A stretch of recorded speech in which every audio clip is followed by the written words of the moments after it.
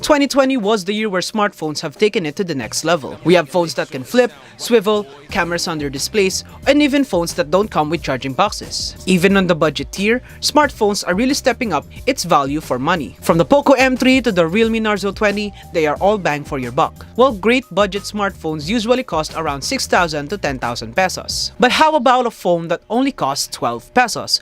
Welcome everyone, this is Vlogs of an Idol. My name is Joen, and this is the Huawei Y5 Lite.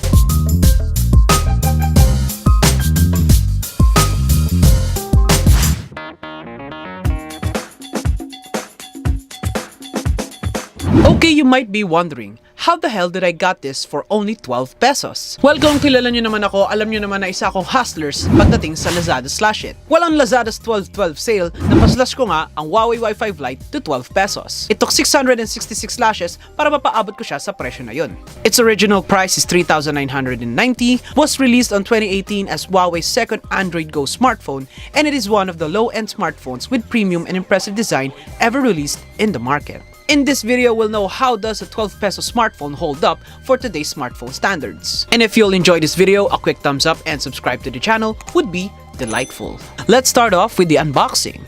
The box of the Huawei Y5 Lite is minimal, just a simple Wi-Fi at the front of the box and minimal writings on the sides. As we open it up, we are greeted by the smartphone itself covered in plastic. Let's take off the plastic and boot up the phone as we see what's more inside of the box.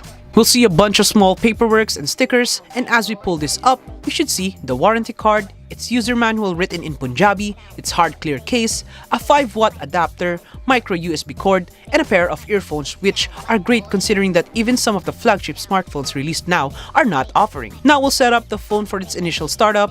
It took a little while before we could actually use the phone. While considering its processing power, it would really take time operating the smartphone. Now that we're finished setting up, it's time to talk about the smartphone itself. Clearly, you have never seen any smartphone at this price range with this type of design. It has a leather back which feels so premium that you'll think that you bought this smartphone for an expensive price. It is quite slippery when held when you're suffering from sweaty hands. I mean, lahat naman ng phones ganon, pero mas dumudulas lang dito dahil sa kanyang leather material. So I suggest getting a case for added protection or prevention from drops due to the grip the case offers. Comparing this design to smartphones released recently, this one is a bit untypical because leather isn't really the type of material used in smartphones. Usually cases lang kasi ang leather, so siguro nagkaroon ng idea ang Huawei, total entry-level phone lang naman to. Mas may creative freedom kasi sila pagdating sa mga entry-level phones dahil hindi naman magiging pihikan ang target market ng phone dahil mura lang ito. Kaya mostly ang main focus lang sa pagpili ng mga entry-level phones ay ang kanilang value per cost. Kasi oo, maraming mahal na phones,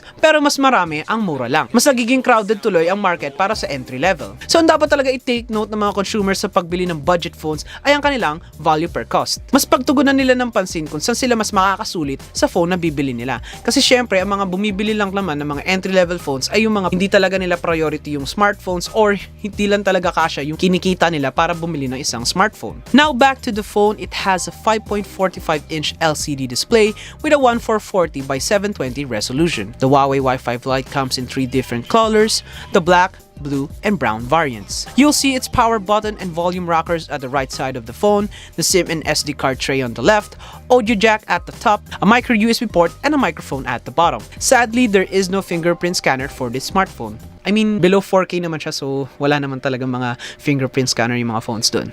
It still has thick bezels for its front-facing speaker, selfie cam, and flashlight at the top, and the Huawei branding at the bottom. Honestly, I prefer bezels over notches. I mean, kung papapiliin ako between bezels or teardrop, I'd always go for bezels dahil it's not as distracting as just a teardrop on the screen. Mas mabuti ng tignan na sagad sa screen yung harang kesa sa kapiranggot lang. The front-firing speakers are a little sucky, depth is pretty lacking, but it can be really loud. Although malalaman mo naman talaga na luma at entry-level lang ang phone kung pangit ang speakers niya. In terms of screen size, I would rather have this small screen than newly released phones with almost 7 inches of screen-to-body ratio. I mean, gaanong kalaking screen ba ang kailangan ng isang tao? Kung pag-uusapan naman natin ay multitasking, 6.2 to 6.3 inches should do the trick. Pero do they really have to make a phone with 6.8 inches? Like, damn! Sobrang uncomfortable na nga yun para sa mga maliliit ng kamay.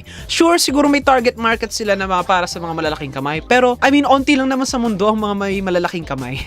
Ganun. Pero ako, I mean, para sa akin lang, hindi ko talaga trip yung mga ganun kalaki. Ayoko nga nung move forward ng mga phones na palaki lang sila ng palaki. Na-miss ko yung mga phones sa sobrang liit lang, sobrang concise, sobrang handy lang para sa mga kamay. Luckily, the Huawei Y5 Lite feels great on mine. I could reach end to end of the screen without any hassle. It's not too thick and not too tall as well. It is also pretty lightweight even for its leather back. You won't get tired holding or carrying this phone for long periods of time. Its small size would fit nicely in your pockets. The overall portability of this phone is great thanks to its size and weight, which I truly admire on any smartphones. Screen display is a little saturated, some parts are a bit low on contrast, and it is pretty dim when used outdoors. I mean, for me, the quality of the display is really not that bad. I've used this on streaming videos and watching series on Netflix, and there isn't much to complain about, except that it's only stuck to 720p and 60fps videos tend to lag on this phone. Speaking of lag, let's jump straight to its performance. The Huawei Y5 Lite runs on a MediaTek MT6739, which is a quad-core processor with 1.5 Hz. It is equipped with 1GB of RAM and 16GB of storage, but is expandable up to 256GB of storage. Wait, wow, laki nun. Well, as you've expected, this kind of spec sheet is not fit for 2021. Kasi you'll need at least 4GB of RAM and 64GB of storage to run the latest app smoothly. So I've only downloaded some light social media apps except for Instagram and Telegram kasi wala silang light versions. And also YouTube Vans para iwas ads sa panunod natin sa YouTube. It is on an Android 8 Go edition, so its Google apps are all Go versions. Scrolling through the web is a bit slow, jitters and lags are really noticeable. If I'm really being honest, this is not suitable for a casual user to be their daily driver. But it is still great for secondary usage, like calls, texts, music listening, hotspot tethering, backup storage. I am using it as a music player, and I've put in a GOMO SIM, which I'll be doing a video about soon. It still supports up to 4G LTE network, so good shout for handling Wi-Fi hotspots. In terms of battery, it has a 3020 mAh capacity. Average screen time sa akin is 4 to 6 hours, and I only get to charge it once a day. Though charging takes long, it usually takes 2 hours and a couple of minutes for it to fully charge. Understandable naman considering na it only has a 5-watt charger in the box and it is still on micro USB. Now that's all been said, let's jump straight to its cameras. It has an 8-megapixel rear camera and a 5-megapixel selfie cam. At this price point, you really won't expect much about the phone's camera quality, but this one surprised me. The details on the photos are still great. Of course, it will lack on its dynamic range, and sometimes it's hard to focus on objects when you're trying to take a picture of them, but for me, it still captures decent pictures. Selfies are great as well. Background blur is not as good as any other smartphone cameras right now, but you really won't expect it from here. I really like that there is a selfie flashlight for the front camera. I prefer that rather than the screen lighting up to serve as the flash. Mas bright kasi kapag may dedicated flashlight siya. Here are some sample shots I took with the Huawei Y5 Lite so you can see for yourself.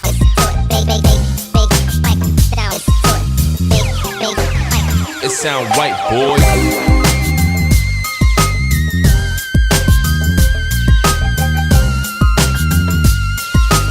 Now let's get back to my initial question. How does the 12 peso smartphone hold up? Well, for me, it is still quite usable. I could still do my daily tasks, daily errands on this phone. Of course, in terms of performance, hindi talaga siya magiging mabilis. Pero kasi nasanay talaga ako gumamit ng mga low-end phones, yung mga entry-level phones lang. Kaya I really don't complain much about its performance. Kahit na ba daily driver ko ngayon, ang Huawei Nova 5T. Kasi naman, I know how to get around with this kind of smartphones. Alam ko kung paano siya mapabilisin, paano gawing medyo smooth yung performance niya. Pero if ever you're in need of a secondary phone but don't want to break your wallets, this could be a great buy for you. If you're able to buy it for only 12 pesos like me, wag na kayong mag-alinlangan na bilhin yon. Syempre, sino bang aayaw sa 12 pesos na smartphone, di ba? Syempre, yung 12 pesos parang presyo lang ng chichirya yun. Kung makakakuha ka talaga ng cellphone worth 12 pesos lang, wala ka nang dapat ireklamo pa. So that's it for this video, guys. Let me know in the comments down below what you think about this smartphone. If you do like the content, be sure to subscribe and hit the notifications bell for you to get updated on every uploads that I make. I do it weekly. Yun lang, guys. As you've noticed, there are ads playing on this video na. That's because monetized na ang channel natin here on YouTube. Although di pa nga sila nag-email sa akin na I'm monetized na kahit na may mga nagra-run ng ads dito sa mga videos ko. I just wanna say thank you guys sa lahat ng mga suporta, sa lahat ng pagtulong nyo para mabuo ko tong channel na to. Maraming salamat sa mga tumulong sa akin simula pa nung una, at maraming salamat rin sa mga ngayon lang nakaalam sa channel na to. I hope magustuhan nyo pa lahat ng mga content na i-upload ko in the future. Yun lang, guys, stay safe, keep grinding, and see you sa next video. Bye-bye!